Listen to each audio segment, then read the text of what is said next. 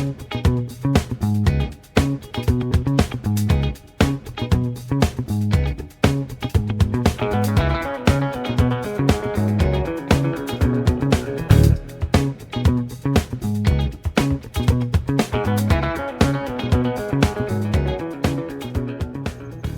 morning and welcome to Occam's Razor Gardening, Cooking and Canning, where a squirrel just walks by as I start my program in the morning. Very nice.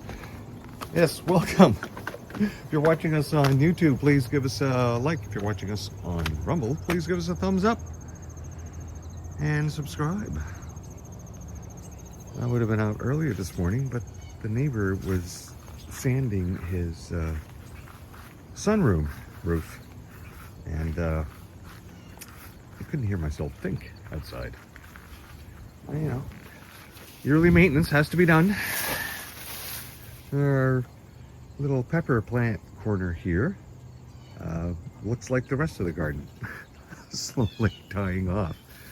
Oh, look at these morning glories. Hey, they are just out of control.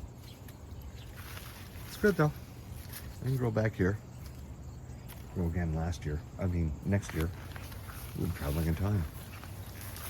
Wow, look at the destruction in the squash box as everything comes to an end. I don't know how well you can see it with this lighting, but it's done its part for the year. Other people hadn't seen this. We had to prop this up because the weight of the squashes started to shift the entire assembly over to the front. Well, what do you expect? This wood, these planks have been around for 40 years. Having been reused from an existing project that I had built in my first couple of years in the Air Force. And our sunflower plant that had fallen over a couple of times because of the wind seems to be doing okay. The little attachment we had to do because the weight of this pot was just not going to keep it down. All our peppers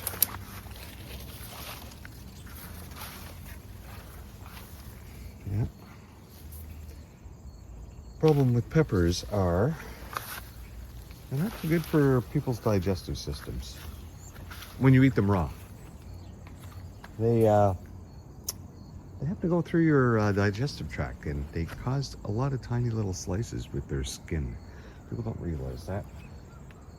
And then of course your digestive situation in your digestive tract leaches out into your bloodstream, and then you don't feel too well.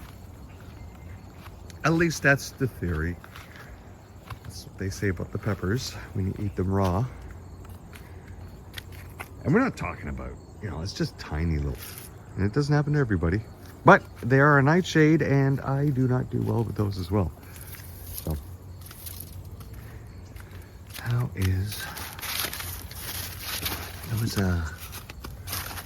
some zucchini starting, other than the one I grabbed yesterday.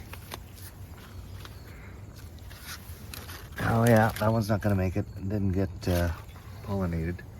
It's the problem with growing too close to the ground. And bee might not find it. Or the other pollinators. Wow. That is a lot of green stuff. And when it all rots away, it's next to nothing. Except for the vines. And the first year I put this garden in, I had so many squash vines, I thought, hey, you know what? I'll just put them out on the flagstones to dry out. Instead of just, putting them all in the compost pile right away. Well, that didn't work out. With the cool and the rains and everything, I just ended up with green, slimy mush all over the flagstones in between the boxes. Ended up having to scrape that off and build a new compost pile. Yeah. See, this pole bean never made it past this height. It's very weird. I mean, they should have climbed this entire thing.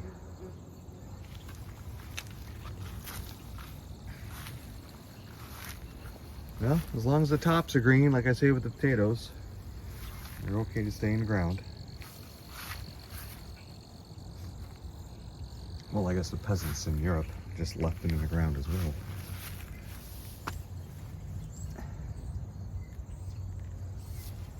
And they're purple beans. They're quite tasty. The way I cook them anyway. I mean, they don't taste any different than other beans, other than the fact that they look purple. But they turn green when you cook them. So, it's an interesting thing to have purple beans, but there's not much difference. Not much difference at all. Well, our onions that we replanted in July are doing okay. I've barely touched the onions that I've harvested this year already. You know, when you take an onion out of the ground and you eat it within 3 days, you get the full benefit from it. After 3 days, you lose about 90% of the vitamins in fresh veggies. All right, let's go to the front and have a look. And straight to our lavender. Oh, it looks like we have some pigeons.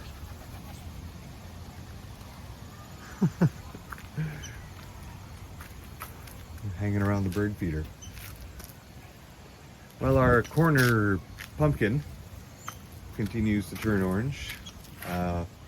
Tiny little cooking pumpkin size. And yeah, every day a little more munching going on. The squirrels come through for their buffet. Oh, is this one gonna make it? I don't know, it's hard to tell. Those flowers will have to open on the zucchinis for it to get pollinated, or else you just get it'll turn yellow and die. But I'll be surprised. I mean, there's hardly much left on this zucchini plant, and it's not like it's growing new leaves. Oh well, see what happens. And we see our, oh yeah, butch, the leftover butches.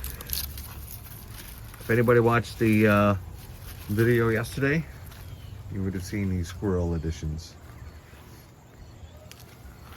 who were pretty well the ones who probably ate this plant. And it's there for them anyway. And in spite of the weather turning and the rest of the plant slowly dying, it's still producing flowers.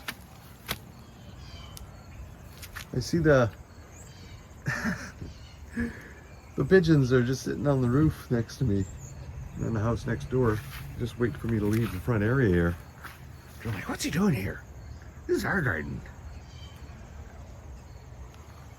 Our other sunflower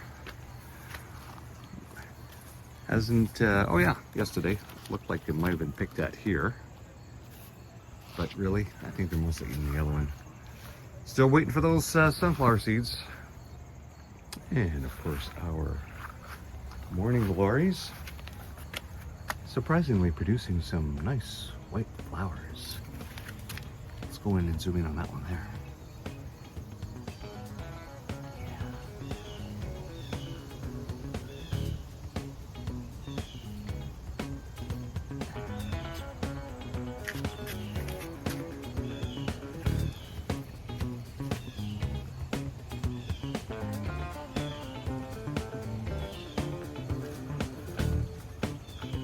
Let's look at the other side.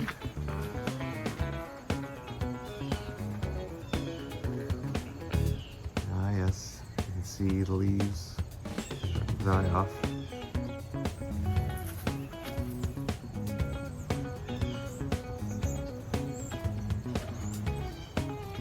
Well, capture that. Oh, there's another one right there.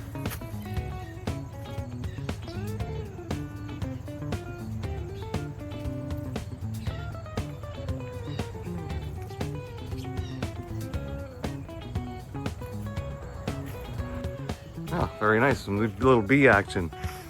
Okay, well, if you've stayed all the way to the end, I really appreciate it. And we will see you next time on Occam's Razor Gardening, Cooking, and Canning. See you later. Bye-bye.